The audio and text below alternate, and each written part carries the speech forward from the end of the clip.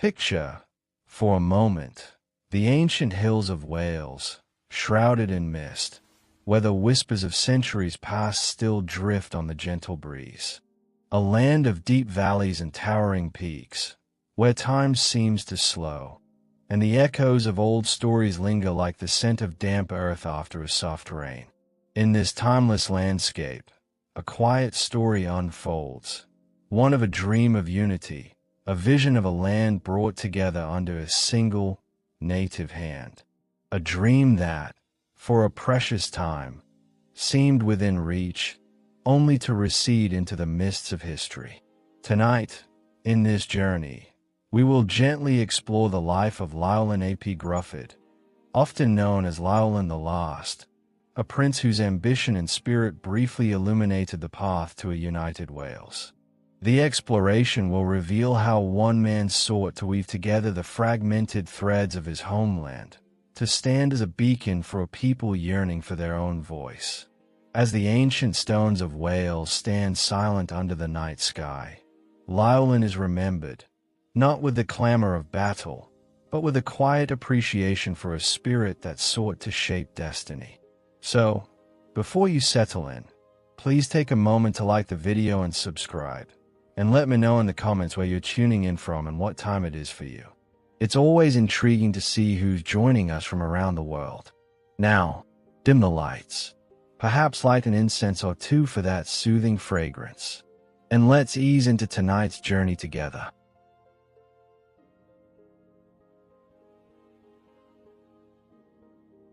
Llywelyn ap Gruffydd was born around the year 1225, entering the world as a second son into a lineage steeped in the history of formidable Welsh rulers. His grandfather was a renowned Llywelyn the Great, also known as Llywelyn ap Iorwerth, a figure who, for a significant period, had managed to unify much of Wales and was even recognized as the Prince of Wales. This powerful ancestry bestowed upon the young Llywelyn a significant heritage, yet it was also one deeply fractured by internal and external pressures. His father was Gruffydd ap Llywelyn, the eldest son of Llywelyn the Great, but born out of wedlock. While Welsh custom often accepted children born outside of marriage as legitimate heirs, this practice stood in stark contrast to the preferences of the English crown and the church, which favored legitimate primogeniture. This fundamental clash between traditional Welsh inheritance laws and Anglo-Norman church principles created a persistent, underlying tension within the ruling house of Aberfraw, the family from which Llywelyn descended. This legal and cultural divergence was a quiet, yet profound, source of much of the familial strife that would shape Llywelyn's early life and future ambitions, long before he was old enough to grasp its full implications. His mother was Senanna, Gruffydd's wife, and he had an elder brother, Owain Goch, along with two younger brothers, Rhodri and Dafydd. Upon the passing of Llywelyn the Great in 1240, his legitimate son, Dafydd ap Llywelyn, Llywelyn ap Gruffydd's uncle, ascended to the title of Prince of Wales. However, this succession was immediately challenged by his half-brother, Gruffydd ap Llywelyn, Llywelyn ap Gruffydd's own father. In a desperate plea for her husband's freedom, Gruffydd's wife, Senanna, appealed to King Henry III of England. Henry III responded by offering Gruffydd and his family asylum, only to then imprison them in the formidable Tower of London. This act, seemingly one of patronage, was in fact a strategic move by the English king to maintain leverage over Welsh affairs. At the tender age of 16, Llywelyn ap Gruffydd made a quiet, yet pivotal, decision that set him apart from his family. Rather than joining his father and elder brother Owain in English captivity, he chose to remain in Wales, seeking refuge at his uncle Dafydd's court. This choice, seemingly small at the time, positioned him to eventually assume power and allowed him to remain deeply immersed in Welsh culture and politics. This was a stark contrast to his younger brother, Dafydd, who grew up in England, becoming more fluent in French than Welsh, and knowing little of his ancestral lands. This early divergence in their paths subtly foreshadowed future loyalties and conflicts, revealing Llywelyn's intrinsic connection to his homeland, a bond that would profoundly shape his leadership. The quiet, confined world of Llywelyn's early life, marked by the echoes of dynastic struggles, was but a small part of the broader, fragmented tapestry of 13th century Wales, a land of ancient traditions, yet constantly shifting under the weight of internal feuds and the looming shadow of a powerful neighbor. In the 13th century, Wales was not a single, unified entity, but rather a collection of ancient kingdoms, each with its own independent princes. These rulers were often engaged in frequent family feuds and rife rivalries, creating a constant undercurrent of quiet discord beneath the surface of daily life. Despite these political divisions, the Welsh people were bound together by a common language and shared laws, particularly Cyfraith Hywel, or the Law of Hywel, which provided a distinct and comforting sense of cultural identity. This deep cultural fabric, woven through shared heritage, persisted even amidst the political fragmentation, highlighting a profound contradiction: a unified culture existing within a politically fragmented reality. This internal paradox presented an immense challenge to any leader seeking to unify such a land, yet it also underscored the enduring resilience of Welsh identity. Amidst this fragmentation, the House of Gwynedd gradually emerged as a central power, increasingly dominating Welsh affairs. Their strength was deeply rooted in the rugged, mountainous region of Eryri, known today as Snowdonia, a natural mountain fastness that served as both a formidable stronghold and a vital cultural heartland. This mountainous geography was not merely a physical barrier. It was a fundamental element of Gwyned's power and crucial for the preservation of Welsh culture. It made it inherently difficult for foreign invaders to campaign effectively, providing a sense of natural protection and isolation. Within this landscape, the princes of Gwynedd, including Llywelyn the Great, strategically constructed castles, not for conquest, but primarily for defense and the consolidation of their rule. The physical landscape, therefore, directly influenced the political power dynamics and cultural resilience, explaining why Gwynedd became so central to Welsh aspirations. However, this internal landscape was constantly under the looming shadow of an external threat: the Anglo-Norman incursions. Since the Norman conquest of England in 1066, Welsh princes had faced what were described as land-hungry pirates knocking at their door.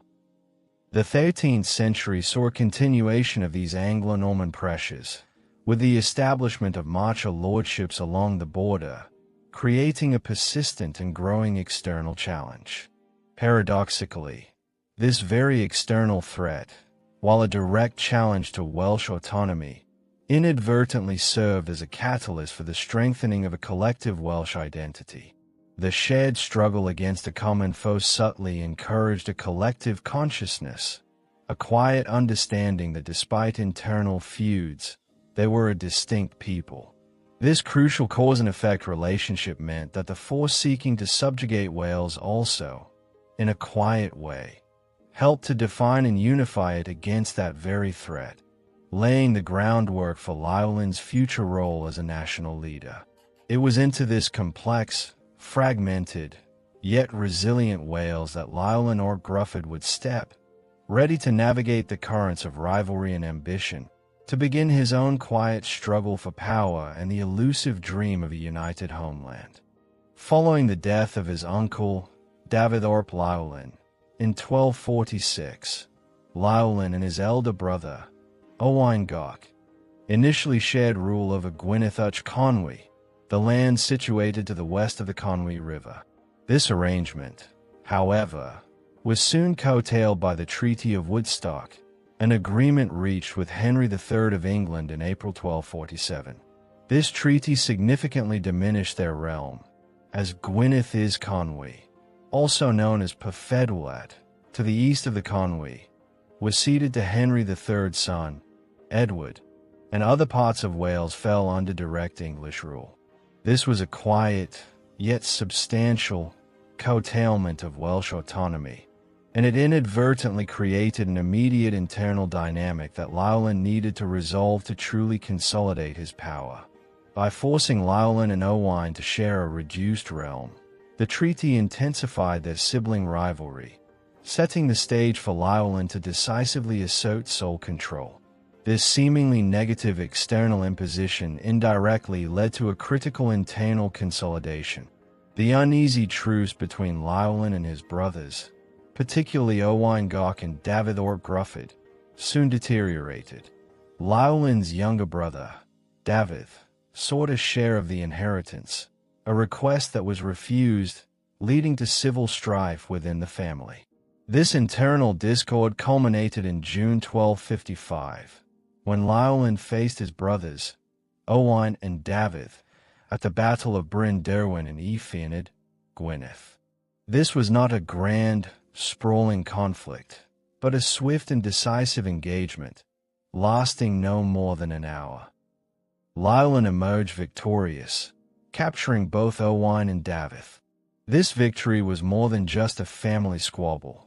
It was the essential foundation for his broader ambition to unite Wales. By eliminating his internal rivals, Llywelyn established undisputed leadership within Wales, a necessary precondition for him to then face external threats and pursue his larger national aspirations. Following his triumph at Bryn Derwin, Llywelyn wasted no time. He quickly began to reclaim territories lost to the English, including the Pyfedwlad, by 1257. His military campaigns in 1257 and 1260 successfully recovered much lost Welsh territory, ushering in a period of stability under his undisputed leadership. This quiet expansion demonstrated his growing power and strategic effectiveness. Llywelyn's rapid gains after Bryn Derwin were not merely a show of strength, but a strategic exploitation of England's internal strife, particularly the Second Barons' War, which had begun to preoccupy the English crown. This ability to seize opportune moments, even amidst his own initial setbacks, highlighted his pragmatic and effective leadership. His success was not just about military prowess, but his keen ability to read the political landscape and act decisively when England was distracted, deepening the understanding of his leadership beyond mere battlefield victories. With his authority now firmly established within Gwynedd, Llywelyn ap Gruffydd had laid the quiet groundwork for a grander vision. The stage was now set for a period where his influence would reach its zenith, where the echoes of his ambition would resound across Wales, leading to a recognition that was, for a time, truly unprecedented.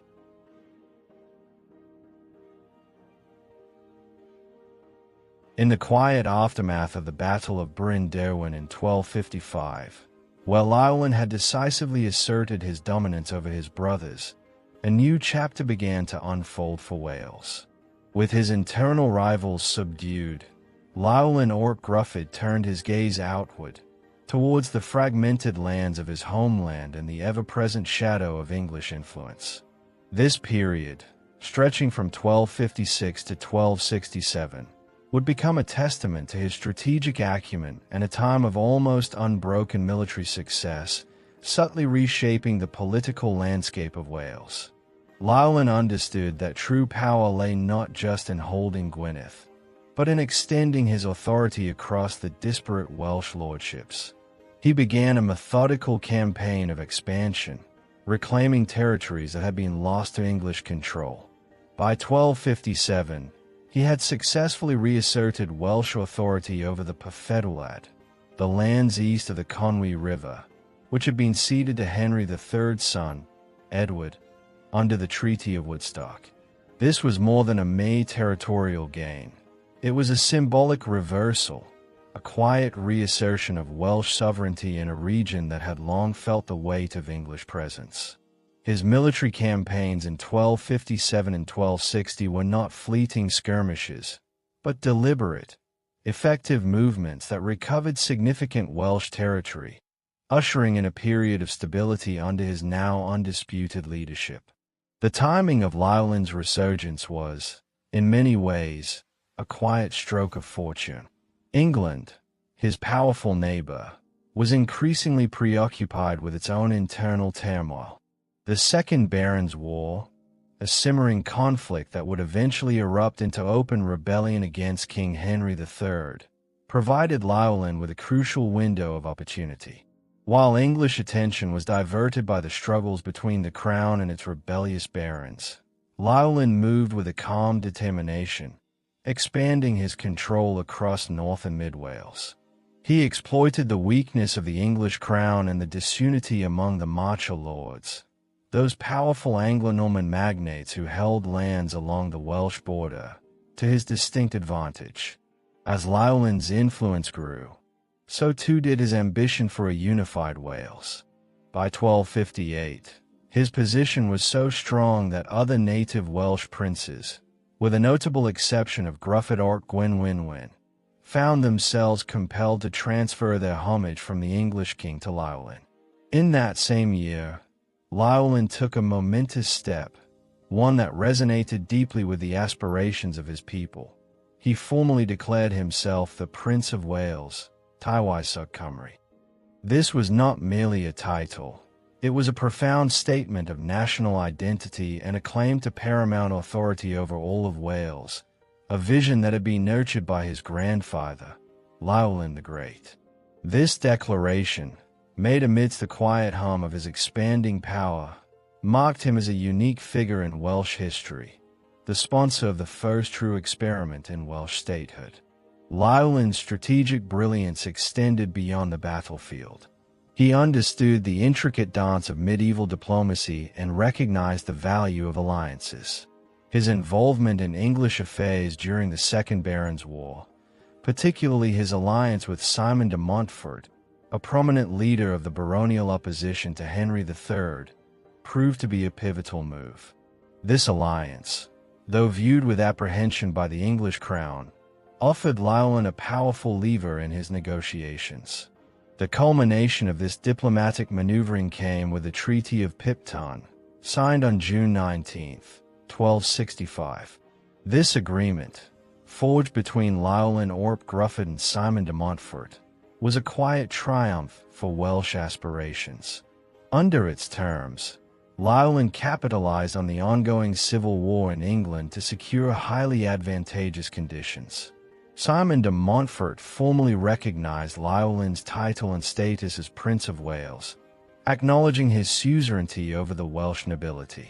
In return, Llywelyn agreed to pay a substantial sum of 20,000 marks over 10 years, a testament to the value placed on this recognition.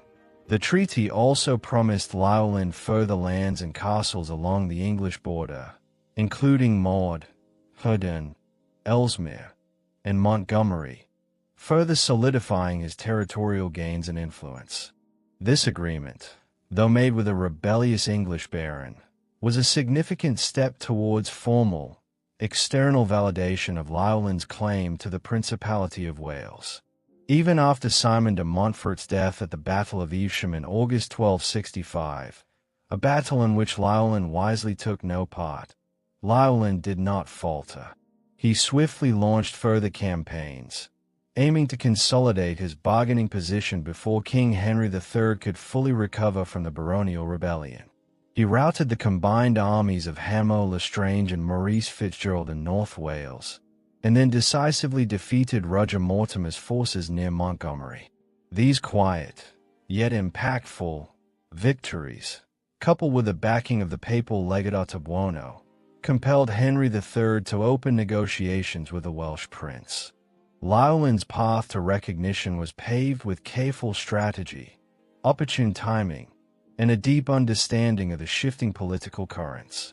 He had transformed himself from a regional ruler into a dominant force, a de facto Prince of Wales whose authority was undeniable. The stage was now set for the formal acknowledgement of his unprecedented power, a moment that would mark the zenith of Welsh independence. The year 1267 marked a profound turning point in the history of Wales, a moment when the quiet aspirations of a nation found formal voice through the diplomatic triumph of Llywelyn Gruffydd. Following his sustained military successes and strategic alliances, particularly with the now-defeated Simon de Montfort, Llywelyn had established an undeniable dominance over much of Wales. King Henry III of England, weakened by the protracted Second Barons' War and facing a formidable Welsh prince, found himself in a position where negotiation was not merely an option, but a necessity. The culmination of these intricate political and military maneuvers was the landmark Treaty of Montgomery, signed in September 1267. This was no ordinary agreement. It was an unprecedented moment of formal recognition for Llywelyn Gruffydd and, by extension, for the concept of a unified Welsh principality. Under the terms of this treaty, King Henry III formally acknowledged Llywelyn as the Prince of Wales, Tywysog Cymru. This was a title that Llywelyn had already begun to use, reflecting his de facto authority, but its official endorsement by the English crown elevated his status to an entirely new level. It was a recognition that resonated deeply through the valleys and mountains of Wales, a quiet affirmation of a distinct national identity. The terms of the Treaty of Montgomery were comprehensive, reflecting the extent of Llywelyn's power and the concessions Henry III was compelled to make. Llywelyn was required to perform homage and swear fealty to Henry III, a traditional feudal obligation that underscored the English king's ultimate suzerainty, even over a recognized Prince of Wales.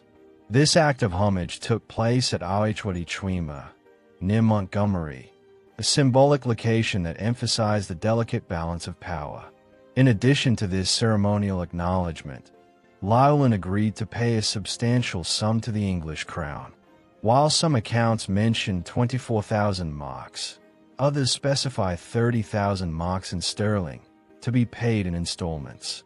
This significant financial commitment was the price of formal recognition, a testament to the value Llywelyn placed on securing his position. Crucially, the treaty also confirmed Llywelyn's suzerainty over other Welsh lords.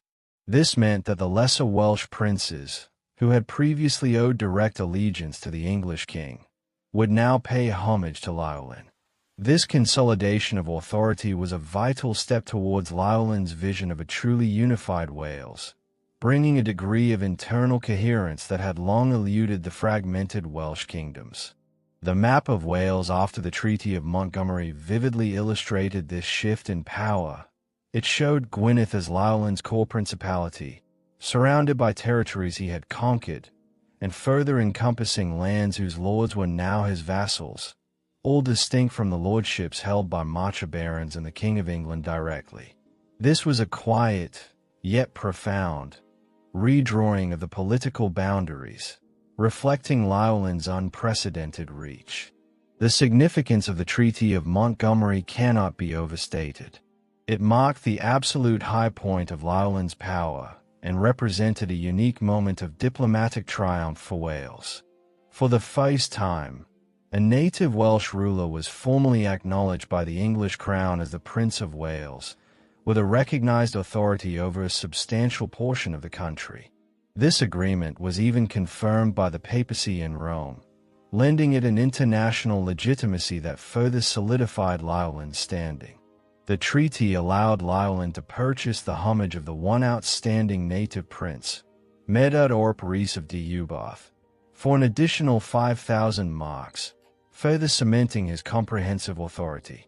In the quiet halls of power, the Treaty of Montgomery was a testament to Llywelyn's unwavering resolve and his ability to navigate the treacherous currents of medieval politics.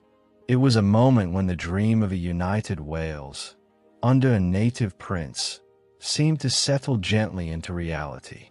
The air, for a time, was filled with the quiet hum of peace and the subtle satisfaction of a long-sought recognition. Yet, even in this moment of triumph, the seeds of future challenges were quietly being sown, waiting for the shifting winds of power to stir them into growth. The peace established by the Treaty of Montgomery in 1267, though a monumental achievement for Llywelyn Gruffydd, was, in its very essence, a precarious one. It was a delicate balance, held together by the specific circumstances of Henry III's weakened reign and Llywelyn's formidable strength. The quiet understanding that underpinned this peace was that Llywelyn, despite his grand title, remained a vassal of the English king, bound by the feudal obligation of homage. This inherent condition, a subtle thread woven into the fabric of the treaty, carried within it the seeds of future discord, waiting for the right moment to sprout. That moment arrived with the passing of King Henry III in 1272. His successor was his son, Edward I, a monarch of a very different temperament and ambition. Edward, recently returned from the Crusades, was a vigorous and forceful ruler and an able military leader whose imperial designs on Wales were far more assertive than those of his father. He viewed Llywelyn's burgeoning power and the very existence of a recognized Prince of Wales as a direct challenge to the supremacy of the English crown. The quiet, almost deferential, approach of Henry III was replaced by Edward's determined resolve to assert English dominance, setting the stage for an inevitable clash.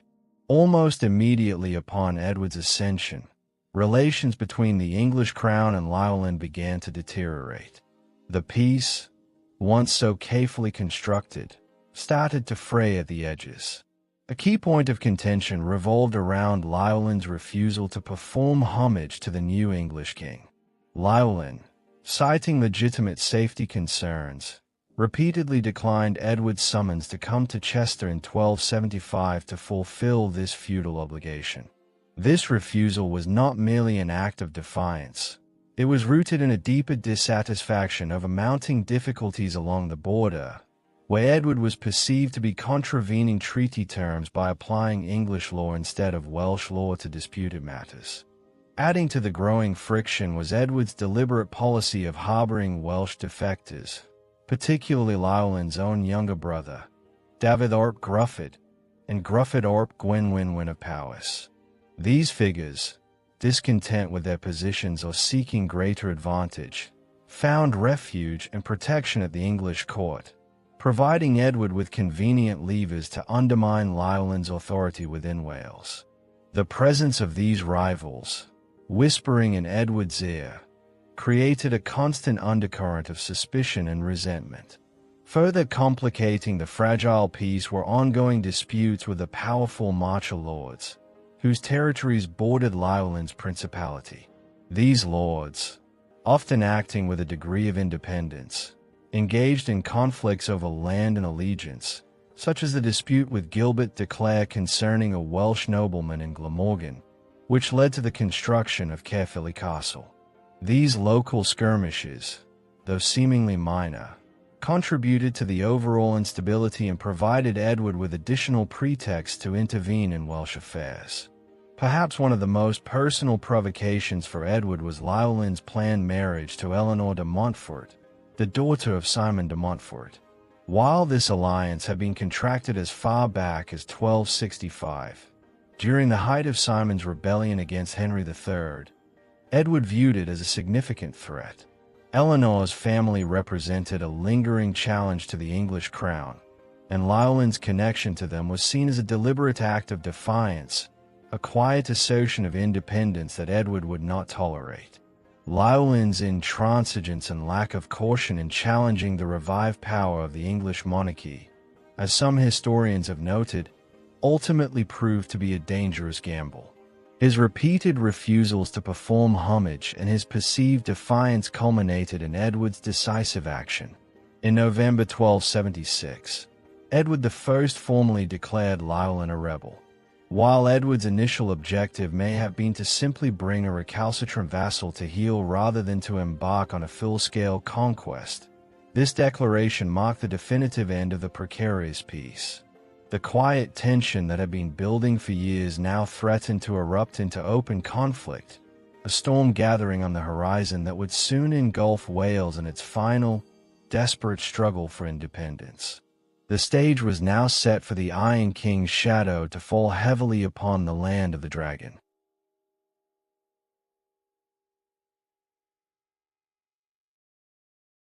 In the wake of the Treaty of Montgomery in 1267, Llywelyn Gruffydd found himself at the zenith of his power, formally recognized as the Prince of Wales by the English crown.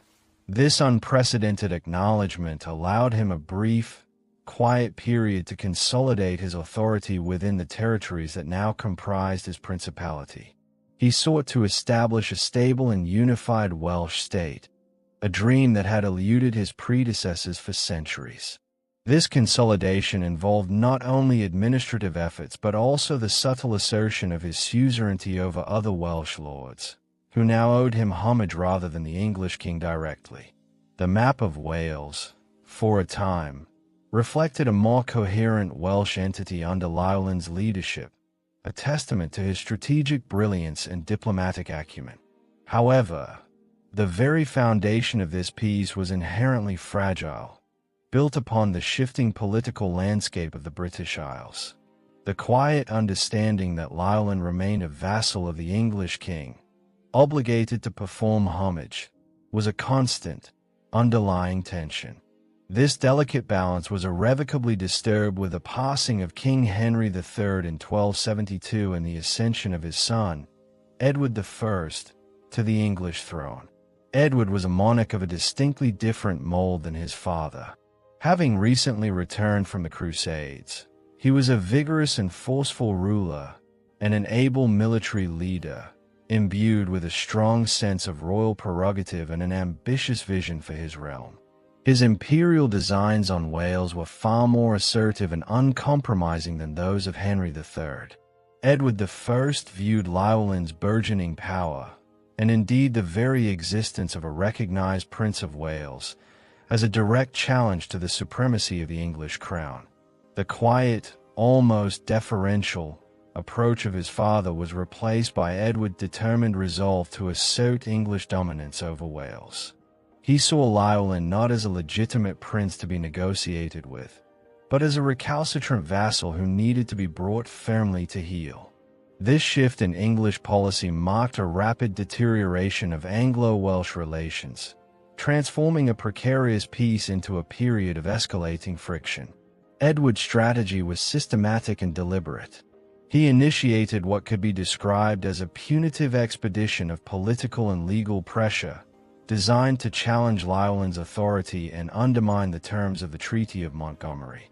This was not an immediate, full-scale invasion, but a series of calculated moves intended to erode Llywelyn's power base and force his submission. The English crown began to actively support Welsh defectors and marcher lords who had grievances against Llywelyn, providing them with refuge and leverage against the Prince of Wales. This subtle yet persistent undermining of Llywelyn's internal authority created an atmosphere of quiet unease throughout Wales, as the shadow of the Iron King began to fall heavily upon the land of the Dragon. The narrative of this period is one of a slow, almost imperceptible tightening of the noose around Llywelyn's hard-won autonomy.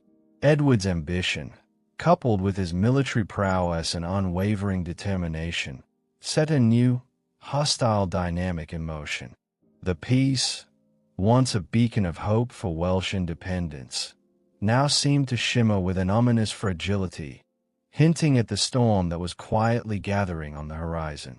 The stage was being meticulously set for a confrontation that would ultimately determine the fate of Wales. Amidst the growing political tensions and Edward I's increasingly assertive stance, Llywelyn Gruffydd made a personal decision that carried profound geopolitical consequences: his strategic marriage to Eleanor de Montfort. This alliance, though rooted in a personal bond, was deeply intertwined with the complex political landscape of England and Wales, and it quickly became a major point of contention for the new English king. Eleanor de Montfort was no ordinary noblewoman. She was the daughter of Simon de Montfort, the powerful Earl of Leicester, who had been a key figure in the English baronial rebellion against King Henry III, Edward I's father. Simon de Montfort had, for a time, held King Henry III captive and had even formally recognized Llywelyn as Prince of Wales in the Treaty of Bedtime in 1265, a significant diplomatic victory for Llywelyn. Although Simon de Montfort had been defeated and killed at the Battle of Evesham in 1265, his family remained a symbol of defiance and a lingering challenge to the Plantagenet monarchy. Llywelyn's planned marriage to Eleanor had been contracted as far back as 1265, during the height of Simon de Montfort's power. For Llywelyn, this alliance offered not only a personal connection but also a potential source of continued political leverage against the English crown, even after Simon's death. It signaled a continued connection to a powerful, albeit defeated, faction within England, and perhaps a subtle reminder to Edward I of the internal divisions that could still be exploited. However, for Edward I, this marriage was an unacceptable provocation. He viewed Llywelyn's connection to the de Montfort family as a deliberate act of defiance, a quiet assertion of independence that he would not tolerate. To Edward, Eleanor represented a dangerous link to a rebellious past, and her union with the Prince of Wales could potentially rekindle old animosities and provide a rallying point for future opposition to his rule. The thought of a de Montfort heir in Wales, potentially inheriting Llywelyn's claims and influence, was a prospect Edward was determined to prevent. In 1275, as Eleanor was making her way from France to Wales by ship, Edward I orchestrated her capture. She was intercepted and taken prisoner by agents of the English king, then held captive at Windsor Castle. This act, a clear violation of diplomatic norms and a deeply personal affront to Llywelyn, became a major point of contention between the two rulers. Edward's decision to imprison Eleanor was a calculated move, designed to exert pressure on Llywelyn and to demonstrate the English king's absolute authority. It was a quiet, yet forceful, declaration that Edward would not permit any alliances that he perceived as a threat to his realm. Llywelyn's reaction to Eleanor's capture was one of deep frustration and anger. He saw it as a direct challenge to his honor and his sovereignty. The imprisonment of his intended bride further fueled his distrust of Edward and solidified his resolve to resist the English king's increasing demands. This personal slight, interwoven with the broader political and legal disputes, subtly yet significantly contributed to the unraveling of the fragile peace. The strategic marriage, intended perhaps to strengthen Llywelyn's position, instead became another quiet catalyst for the inevitable conflict, demonstrating Edward's acute sensitivity to any challenge, real or perceived, to his burgeoning imperial power. The quiet tension between the two leaders deepened, setting the stage for the next phase of their escalating conflict. With Edward I firmly on the English throne, the precarious peace established by the Treaty of Montgomery began to unravel with increasing speed. Edward's approach to Wales was one of systematic pressure and escalating demands, designed to dismantle Llywelyn's hard-won autonomy and assert the absolute supremacy of the English crown. The quiet hum of diplomatic friction gradually intensified into a clear and undeniable prelude to war. A central point of contention, and a recurring source of Edward's frustration, was Llywelyn's repeated refusal to perform homage to the new English king. Feudal homage was a symbolic yet profoundly significant act, acknowledging the English monarch as the ultimate overlord. Llywelyn, however, consistently declined Edward's summons to come to Chester in 1275 to fulfill this obligation. His refusal was not born of simple defiance, but from legitimate safety concerns and a deeper dissatisfaction with Edward's actions along the Anglo-Welsh border. Llywelyn perceived Edward to be contravening the terms of the Treaty of Montgomery by applying English law instead of Welsh law to disputed matters, thereby undermining Welsh customs and identity. This legal conflict was not merely a technicality. It struck at the very heart of Welsh self-determination and the distinct legal traditions embodied in Cyfraith Hywel. Edward, in turn, viewed Llywelyn's refusal to perform homage as an act of insubordination, a direct challenge to his royal authority. He saw it as a deliberate attempt by Llywelyn to elevate his status beyond that of a mere vassal, encroaching upon the English crown's suzerainty. This perceived defiance provided Edward with a convenient and increasingly compelling pretext for intervention. Further exacerbating the tensions was Edward's deliberate policy of harboring Welsh defectors, particularly Llywelyn's own younger brother, David ap Gruffydd, and Gruffydd ap Gwynwynwyn of Powys. David, who had initially been imprisoned by Llywelyn after the Battle of Bryn Derwin, had been released and even given lands in the Pyfedwlad, but his ambition and discontent led him to seek refuge and advantage at the English court. Gruffydd ap Gwynwynwyn, another Welsh prince who had initially resisted Llywelyn's suzerainty, also found protection under Edward. These figures, whispering in Edward's ear and offering intelligence and support, provided the English king with powerful levers to undermine Llywelyn's authority from within Wales.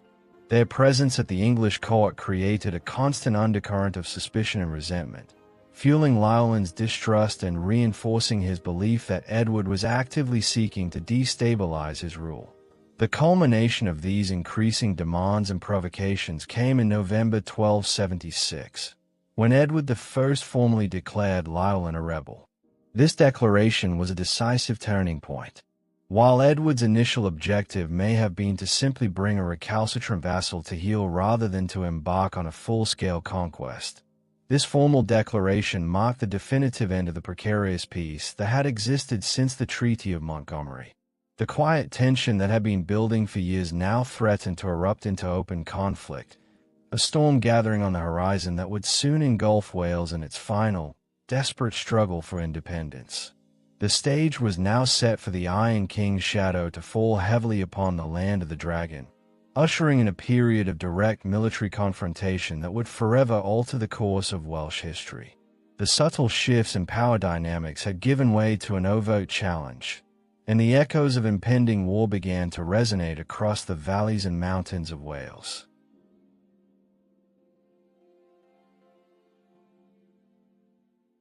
As the year 1276 drew to a close, the quiet tension that had simmered between Llywelyn ap Gruffydd and Edward I finally broke. In November, Edward, with a resolve as unyielding as the stone of his nascent castles, formally declared Llywelyn a rebel. This declaration was not merely a legal pronouncement. It was the quiet signal for a massive, methodical campaign, a ferocious campaign that would forever alter the political landscape of Wales. Edward I, a monarch recently returned from the Crusades, was a man of vigorous and forceful character, an able military leader whose imperial designs on Wales were far more ambitious and comprehensive than any English king before him. He did not seek mere submission. He sought to assert absolute English dominance, to bring the Welsh principality firmly under the shadow of his crown. The invasion that commenced in early 1277 was a testament to Edward's strategic brilliance and the overwhelming resources at his command. Even before the main royal army was fully mustered, Edward deployed a formidable array of forces across South and Mid Wales. These included paid troops, the retainers of the powerful marcher lords, and knights from the royal household, all moving with a quiet, relentless purpose. Their initial successes were significant, as many native Welsh rulers, weary of Llywelyn's overlordship or perhaps sensing the shifting tide of power, quietly surrendered and joined the English cause. This internal fragmentation, a recurring theme in Welsh history, played directly into Edward's hands, weakening Llywelyn's ability to mount a unified defense. By July 1277, Edward launched the full weight of his punitive expedition into North Wales. His army was immense, a vast host of 15,500 men, a number that included a significant contingent of 9,000 Welshmen from the south, a stark illustration of the internal divisions that plagued Llywelyn's efforts.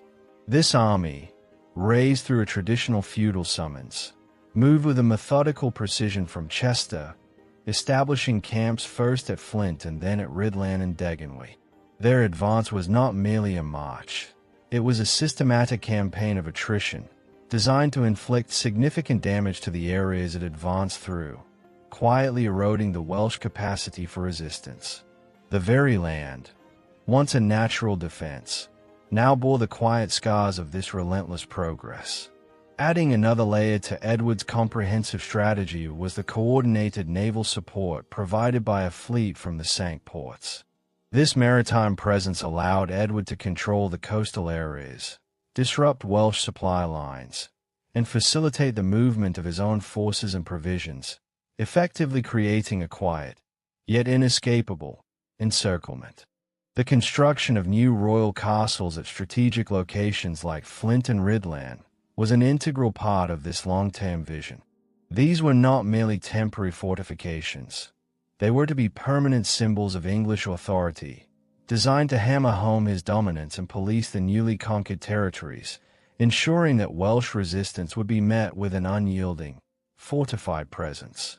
Edward's objective, while initially framed as bringing a recalcitrant vassal to heel, quickly evolved into a de facto conquest. The sheer scale of his military might and the systematic nature of his campaign left Llywelyn with little room to maneuver. The invasion, despite its overwhelming force, never culminated in a major battle, a testament to Llywelyn's grim realization that his position was hopeless and that a direct confrontation would be futile. He understood that to engage Edward's meticulously organized and numerically superior forces in open combat would be to invite utter destruction. Instead, a quiet surrender became the only viable path, a somber acknowledgement of the overwhelming power arrayed against him. This methodical, almost silent, advance of Edward's forces across Wales marked a significant shift in English imperial policy. It was no longer about containing Welsh princes or asserting nominal suzerainty.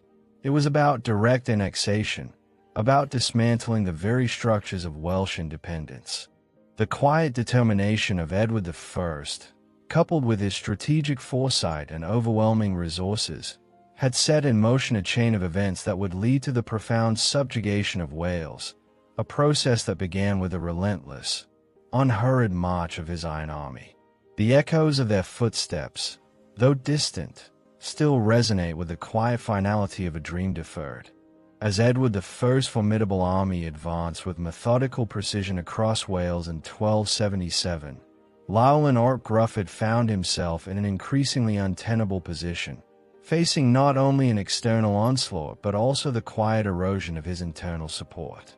The unity he had so painstakingly forged, the very foundation of his principality, began to fracture under the immense pressure. Many native Welsh rulers, who had previously sworn homage to Llywelyn under the terms of the Treaty of Montgomery, now quietly defected to Edward, seeking to preserve their own lands and influence in the face of overwhelming English power. This widespread defection was a devastating blow, exposing the inherent fragility of Welsh unity and leaving Llywelyn increasingly isolated within his mountainous heartland.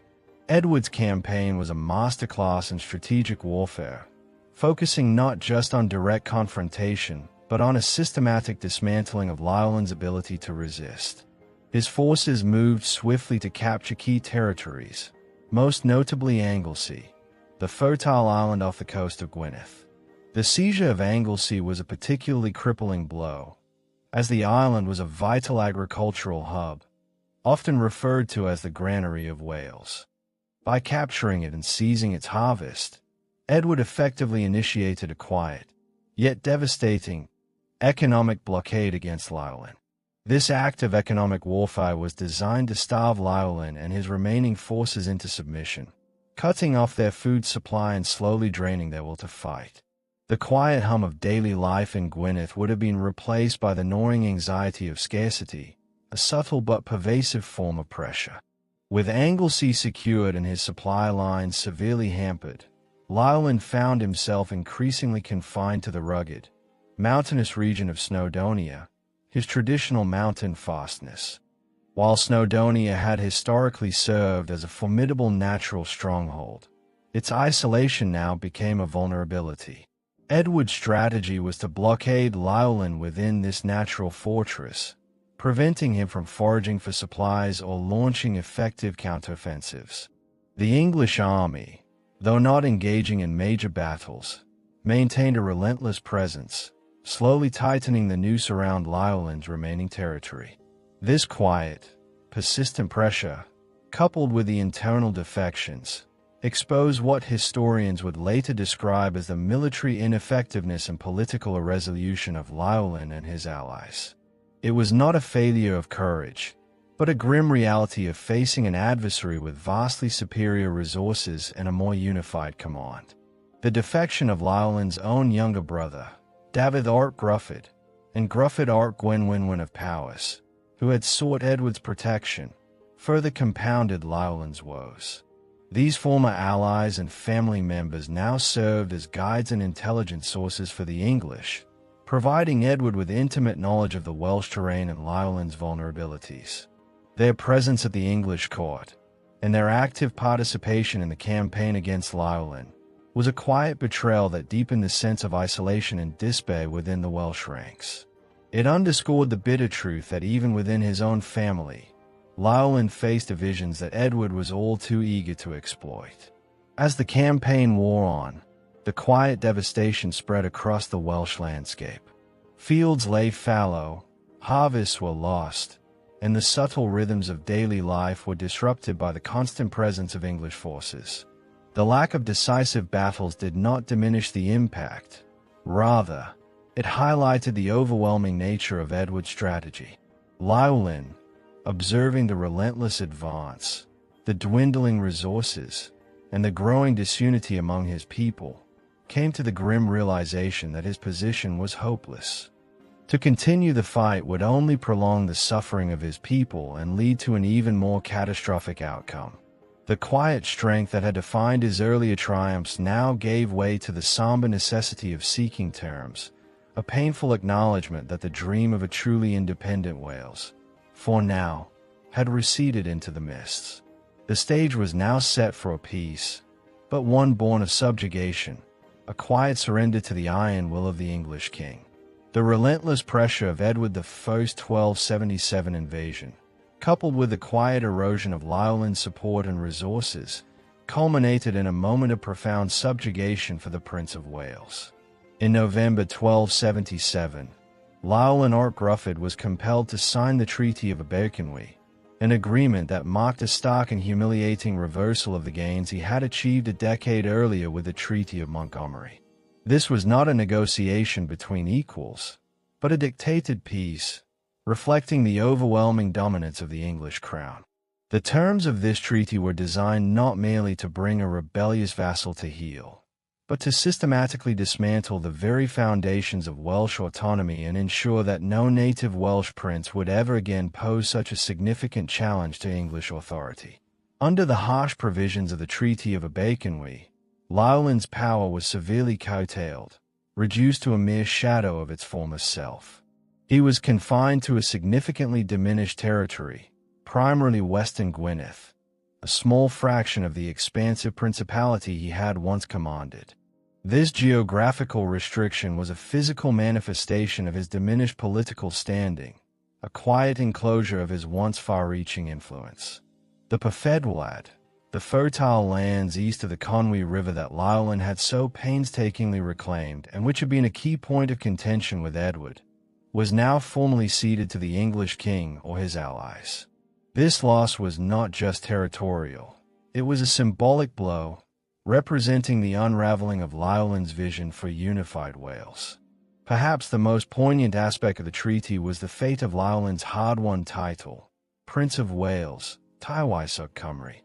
While he was permitted to retain the title, it became largely symbolic, stripped of its formal authority and meaning. No longer did it signify paramount suzerainty over other Welsh lords. Instead, it was a hollow echo of a dream, a quiet reminder of what had been lost. The lesser Welsh princes, who had once owed homage to Llywelyn, now found their allegiance transferred directly to Edward I, further fragmenting Welsh political power and ensuring that Llywelyn's influence would remain strictly localized. This systematic transfer of loyalties was a deliberate strategy by Edward to prevent any future consolidation of Welsh power under a single native ruler. The treaty also saw the release of Llywelyn's elder brother, Owain Goch, who had been imprisoned by Llywelyn for approximately 20 years following the Battle of Bryn Derwin in 1255. While Owain's release might seem like a concession, it was, In fact, another subtle move by Edward to further destabilize Llywelyn's position. Owain retired to his estate and did not challenge Llywelyn's rule again, but his very presence, a figure from a past dynastic struggle, served as a quiet reminder of the internal divisions that had plagued the House of Aberfra. Furthermore, Llywelyn's younger brother, Dafydd ap Gruffydd, who had defected to Edward, was rewarded with lands in the Pyfedwlad, now under English control. This act of patronage by Edward further highlighted Llywelyn's isolation and the English king's willingness to exploit familial discord for his own strategic advantage. The Treaty of Montgomery effectively guaranteed the end of Welsh self-rule, at least in the form Llywelyn had envisioned. It was a pivotal moment of subjugation, where the aspirations for an independent Welsh state were drastically reduced to a mere shadow of their former potential. The quiet hum of Welsh independence, which had reached its crescendo with the Treaty of Montgomery, now faded into a mournful silence, replaced by the heavy, unyielding presence of English authority. The terms imposed were not merely punitive, they were transformative, designed to integrate Wales into the English realm, politically and legally. This harsh peace, born of military defeat and strategic maneuvering, set the stage for the desperate circumstances that would inevitably ignite the final, tragic rebellion, a last, quiet gasp for the dream of a free Wales. The echoes of this treaty would resonate for centuries, a somber reminder of a nation's struggle against an overwhelming tide.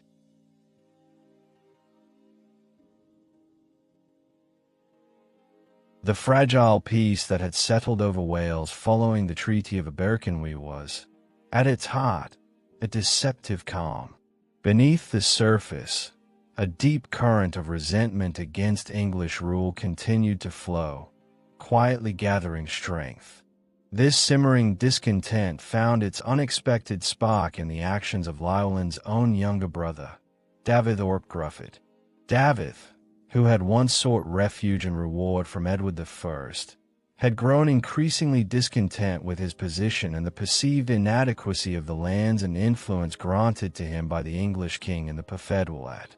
Despite having been given territories and a role within the English-controlled areas, Dafydd's ambition, a trait that had previously led him to conspire against his elder brother Llywelyn, now turned against his English patron. He felt that Edward had not adequately compensated him for his loyalty and for his role in Llywelyn's earlier defeat. This personal grievance, a quiet but potent seed of discontent, would soon ignite a far wider conflagration. On Palm Sunday, March 21, 1282, Dafydd ap Gruffydd launched a sudden and audacious attack on Llywelyn Castle, an English-held stronghold deep within the Pyfedwlad. This was not a mere skirmish. It was a deliberate act of rebellion, a symbolic blow against the very heart of English authority in Wales. The surprise attack was swift and decisive, capturing the castle and sending a clear message of defiance. Almost simultaneously, other Welsh leaders, inspired by Dafydd's bold move and fueled by their own long-held grievances, rose in rebellion.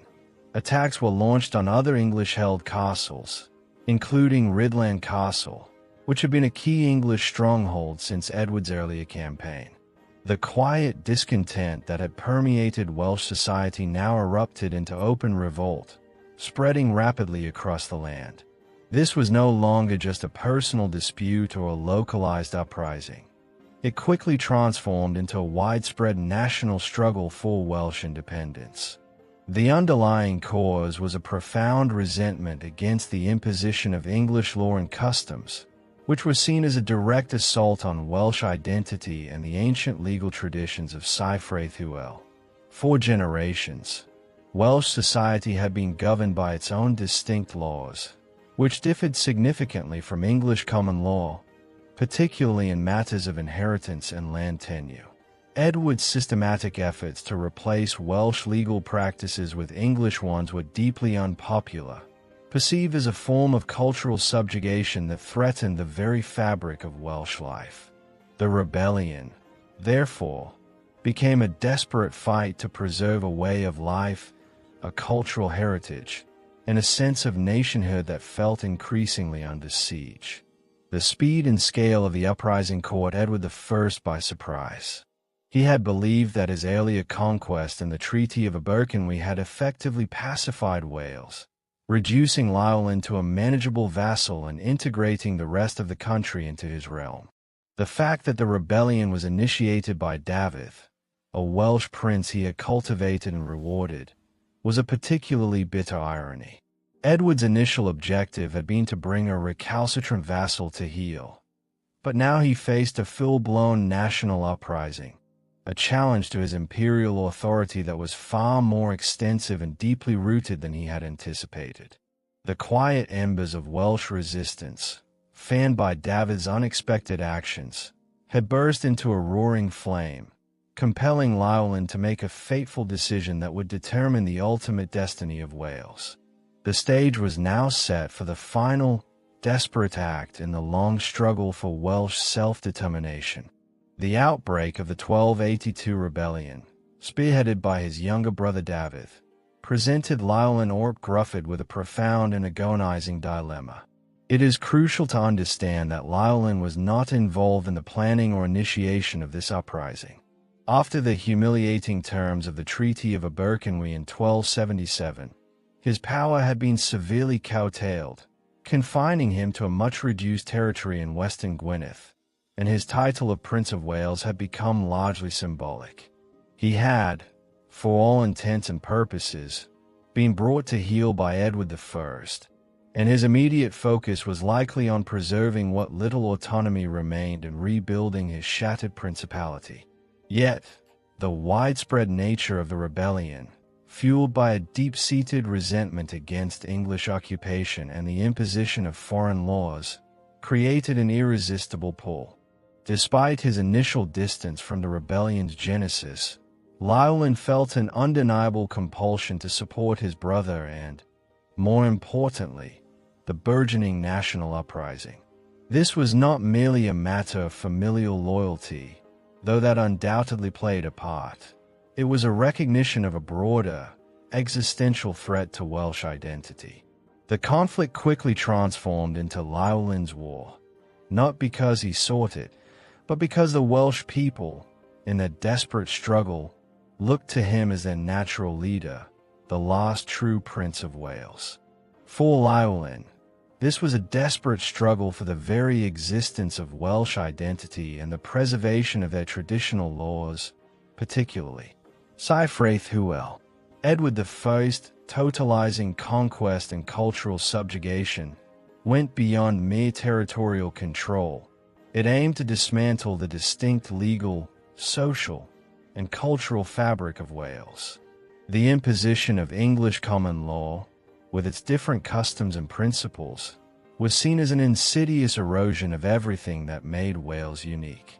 This was a fight for the soul of a nation, a quiet but profound resistance against assimilation. In the midst of this escalating conflict, attempts at mediation were made, most notably by Archbishop John Peckham.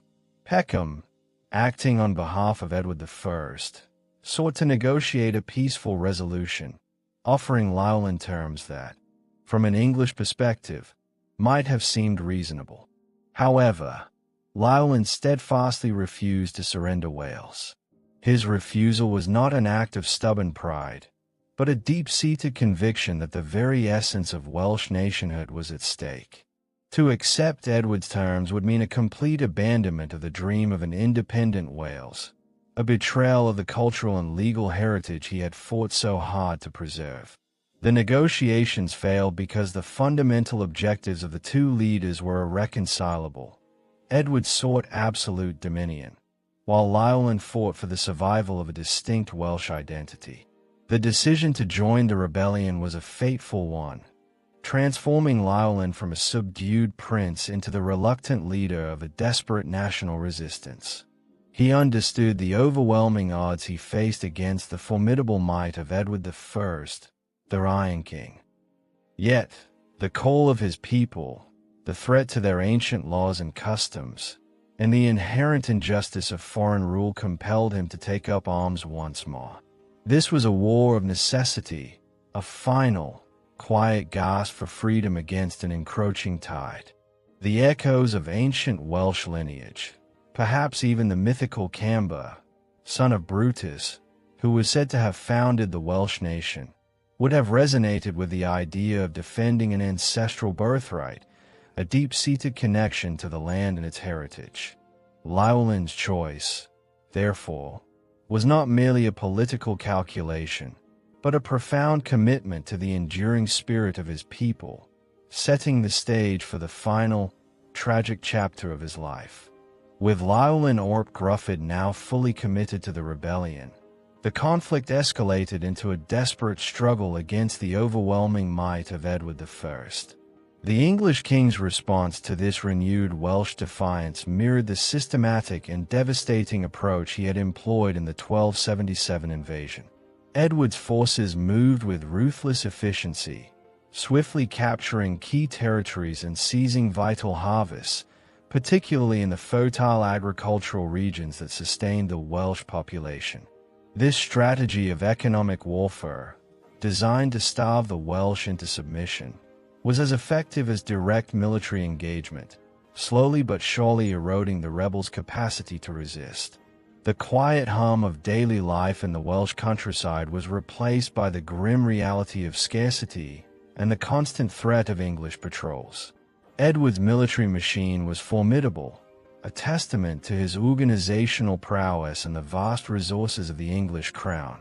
He commanded an army far superior in numbers and equipment to anything Llywelyn could muster, and his strategic objective was clear: to crush the rebellion decisively and permanently integrate Wales into the English realm. Despite the dire circumstances and the overwhelming odds, Llywelyn's resolve remained unwavering. Even as mediation attempts continued, with offers from Edward that might have spared his life and some semblance of status, Llywelyn steadfastly refused to surrender Wales. His commitment to the cause of Welsh independence, to the preservation of his people's identity and laws, was absolute. He understood that any peace offered by Edward would be on terms of complete subjugation, a fate he was determined to resist to his last breath. In a desperate strategic gamble, Llywelyn made a fateful decision to open a second front in the conflict. While Edward's main forces were concentrated in North Wales, particularly in Gwynedd, Llywelyn led a significant portion of his army south into the Canolbarth, or Mid-Wales.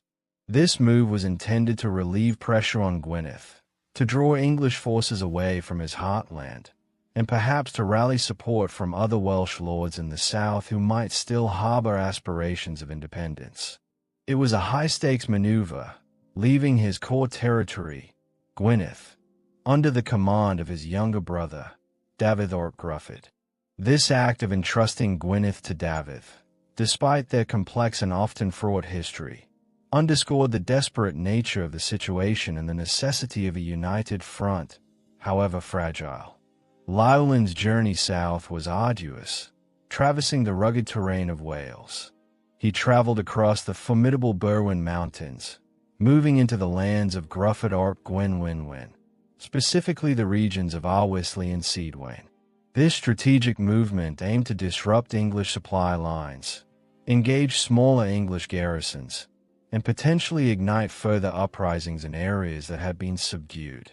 The campaign was a testament to Llywelyn's enduring leadership and his willingness to take immense risks for his people.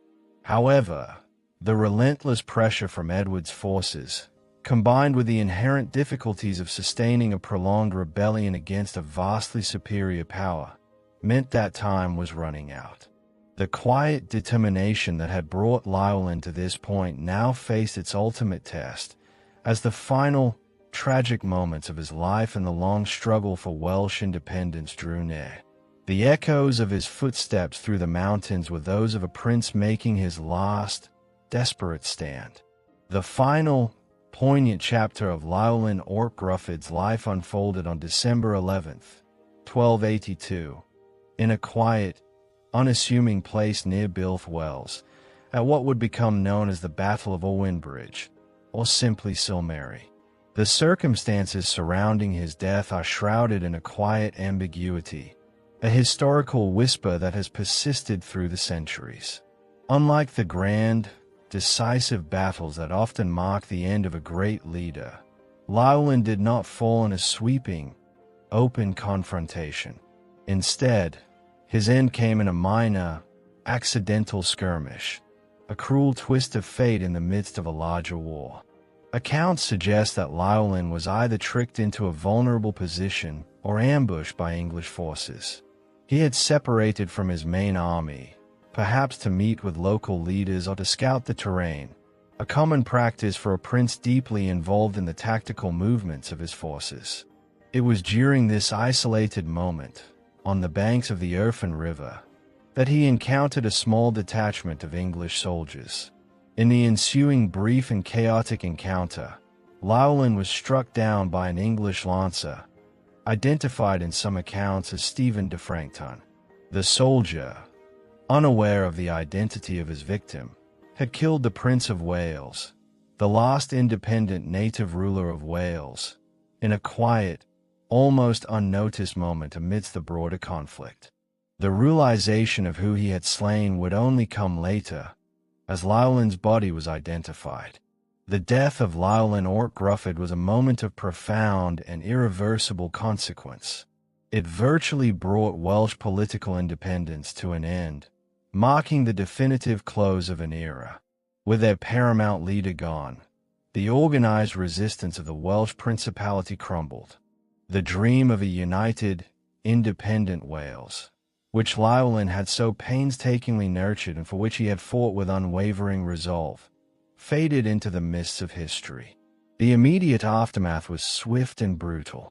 To ensure that Llywelyn could never again serve as a rallying point for Welsh aspirations, and as a stark warning to any who might contemplate future rebellion, his head was severed from his body and sent to the Tower of London. There, it was displayed for 20 years, a grim and silent testament to Edward I's absolute dominance and the tragic end of Welsh self-rule. Yet, in a powerful paradox, Llywelyn's death transformed him from a living prince into a powerful national symbol. He became Llywelyn ein Elw Olaf, Llywelyn, our last leader, a figure of enduring inspiration and a quiet embodiment of Welsh nationhood. His tragic end at Silmery, though a moment of profound loss, cemented his place in the collective memory of Wales, ensuring that the echoes of his struggle for freedom would resonate for centuries to come. The quiet fields and flowing waters of Silmery became hallowed ground, a place where the spirit of Welsh independence, though politically subdued, would forever find a voice. The final, soft breath of the Prince of Wales marked not an end to the Welsh spirit, but a transformation of its expression, from overt political struggle to an enduring cultural identity.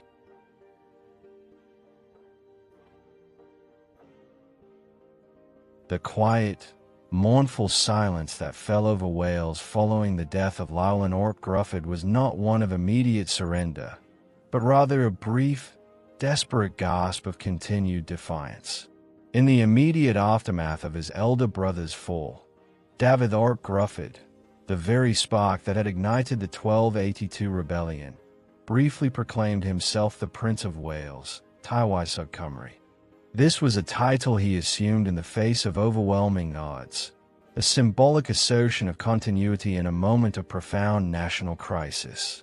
He attempted to rally the remaining Welsh forces, moving from stronghold to stronghold, from Castell Dolwyddelan to Castell y Bear and then to Castell Dolbadon near Yr Wydfa, seeking to evade the relentless pursuit of Edward I's army.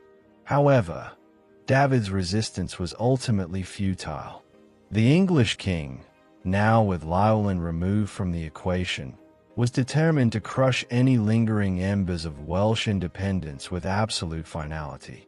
Edward I's forces invaded Gwynedd in January 1283, systematically hunting down David and his remaining supporters. The might of the English crown, combined with the loss of their paramount leader and the internal divisions that had long plagued Welsh efforts, proved too great to overcome. By June 1283, Dafydd ap Gruffydd and his family were captured. This capture marked the definitive end of the direct line of independent Welsh princes. Edward I, ever the pragmatist and a ruler determined to prevent any future claims to Welsh sovereignty, took swift and brutal action. Dafydd's two young sons were imprisoned for the rest of their lives at Bristol Castle, effectively removing any potential male heirs to the Aberfraw dynasty. Llywelyn's only child, his daughter Gwenllian Llywelyn, was also taken into English custody and sent to Sempringham Priory in Lincolnshire, where she lived out her days, dying on June 7, 1837. These quiet acts of imprisonment and confinement were a chilling testament to Edward's thoroughness, ensuring that the princely bloodline that had so long championed Welsh independence would be extinguished. The fate of Dafydd himself was even more severe, serving as a stark and brutal warning from Edward I to any who might contemplate future rebellion. In October 1283, Dafydd ap Gruffydd was subjected to a horrific execution at Shrewsbury. He became the first prominent person in recorded history to be hanged, drawn, and quartered for high treason. This gruesome punishment, designed to be a public spectacle of terror and a deterrent, involved being dragged to the place of execution, hanged until nearly dead, disemboweled, and then having his body cut into 4 pieces. His head, like Llywelyn's before him, was sent to the Tower of London and displayed for 20 years, a grim and silent testament to Edward I's absolute dominance and the tragic end of Welsh self-rule. The immediate aftermath of Llywelyn's death and Dafydd's execution was a period of decisive suppression. Edward I had achieved his objective, the complete control of Wales. The final acts of resistance had been brutally quelled, and the stage was now set for the formal legal and administrative changes that would solidify English rule for centuries to come. The echoes of the Aberfraw dynasty, once a vibrant force for Welsh independence, now faded into a somber silence, replaced by the unyielding presence of the English crown. With the last vestiges of Welsh princely rule extinguished, Edward I moved swiftly and decisively to formalize his conquest and integrate Wales into the English realm. The culmination of this systematic process was the promulgation of the Statute of Rhuddlan in March 1284. This landmark legal document, issued from Rhuddlan Castle in North Wales, was far more than a mere administrative decree. It was a formal annexation of Wales by England, a profound legal and political transformation that would shape the country's destiny for centuries. The Statute of Rhuddlan effectively dismantled the existing Welsh legal and administrative structures, replacing them with English systems. One of its most significant provisions was the imposition of English common law throughout Wales. For centuries, Welsh society had been governed by Cyfraith Hywel, the Law of Hywel, a distinct and ancient legal code that reflected Welsh customs, traditions, and social organization. The imposition of English law was not merely a legal change. It was a profound act of cultural subjugation, a quiet but forceful erosion of Welsh identity. Matters of inheritance, land tenure, and justice would now be administered according to English principles, fundamentally altering the fabric of Welsh life. In addition to legal changes, the Statute of Rhuddlan also reorganized the political geography of Wales. The conquered territories were divided into new shire counties, mirroring the administrative divisions of England. These new counties, such as Anglesey, Carnarvon, and Meirionydd, were placed under the direct control of English officials, including sheriffs and coroners, who were appointed by the English crown. This administrative restructuring was designed to centralize power, eliminate local Welsh autonomy, and ensure that governance flowed directly from Westminster. The establishment of English administrative systems and the introduction of English officials further solidified the conquest, creating a new layer of governance that was alien to Welsh traditions. Edward I also pursued a policy of encouraging English settlement in Wales, particularly around the newly constructed royal castles. These formidable fortresses, such as Carnarvon, Conwy, and Harlech, were not only military strongholds but also served as centers for new English boroughs and communities. These settlements were granted charters and privileges, attracting English merchants, craftsmen, and settlers, who were intended to form a loyal base of support for the English crown within Wales.